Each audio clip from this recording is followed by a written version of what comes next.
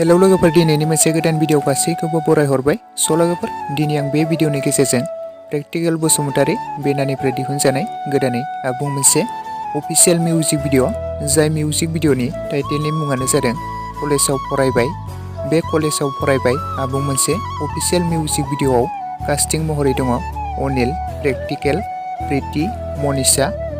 मेथाइखौ रोजाबदों राहुल नार्जारी, लाइरिक्स ट्युनखौबो होदों बिथां राहुल नार्जारी बिथाङानो। डिअपि पस्ट प्रडाक्शनखौ खालामदों बिरदाव नार्जारी, मिउजिकखौ खालामदों राजु गयारी, डाइरेक्सनखौ खालामदों प्रेक्टिकेल बसुमतारी बिथाङानो, करिय'ग्राफखौ खालामदों हिरिम्बा बसुमतारी।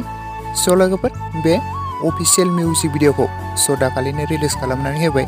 दासिमाव जुदि नोंथांमोना नायालासिनो थादोंब्ला प्रेक्टिकेल बसुमतारी चेनेलाव थांनानै बयबो नायहैब्लानो जाबाय।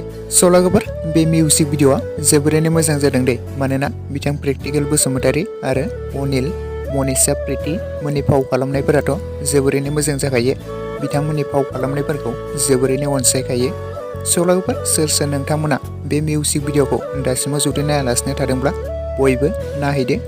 आरो सोर नोंथांमोना बे मिउजिक भिडिअखौ नायनानै माबोरै मोनखो आंनो अननानै कमेन्टनि गेजेरजों फोरमायहरदो।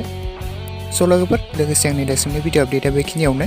भिडिअखौ नायनानै जुदि नोंथांमोना मोजां मोनोब्ला लाइक खालामोब्लानो जाबाय। लोगोसे चेनेलाव गोदानै फैदोंब्ला साबस्क्राइब खालामनानै खाथिनि बेल आइकनखौबो अल प्रेस खालामना लाबोनो जाबाय, जाहाथे नोंथांमोना बेफोरबायदिनो बर' सावथुन आरो भिडिअफोरनि आपडेटखौ मोनबाय थायो।